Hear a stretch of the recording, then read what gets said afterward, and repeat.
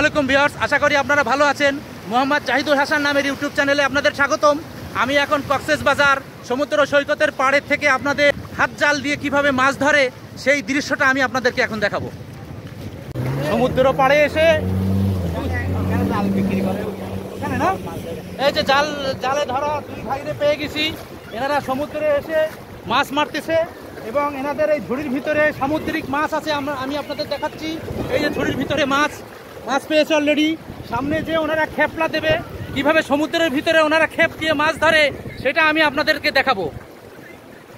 সমুদ্রে বঙ্গোপসাগর সমুদ্র কক্সবাজারের পাড়ে আমরা আমাদের এক ভাই এবং আমাদের এক আঙ্কেলকে পেয়ে গেছি।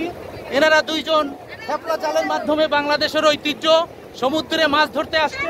কিভাবে ওনারা খেপ দিয়ে মাছ ধরে সেটা আমি আপনাদেরকে এখন দেখাবো।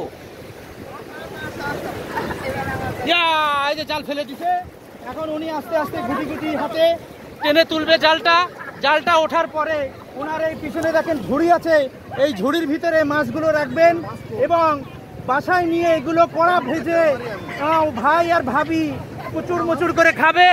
আপনারা দেখতে থাকুন। এই জালটা তোলার পরে কতগুলো মাছ ওঠে সেই মাছটা আমি আপনাদের দেখাবো। আপনারাও দোয়া করতে থাকেন যাতে এই জালের ভিতরে অনেকগুলা মাছ ওঠে। এই নড়ে উঠলো কি, এখানে মাছ নড়ে উঠছে। যাই হোক, এই খেপলায় মাছ ওঠে নাই, আশা করি এর পরের খেপে আবার মাছ উঠবে। এবং আপনাদের দেখাতে চাই এনার ঝুড়ির ভিতরে দেখেন ওই যে মাছ, ইলিশ মাছের বাচ্চাও আছে। দেখেন এই যে সমুদ্র থেকে দেখেন বিশাল একটা, এটা কি মাছ? না না, ইলিশ না, হরল মাছ। হরল মাছ। এই যে দেখেন ধরছে। ধন্যবাদ।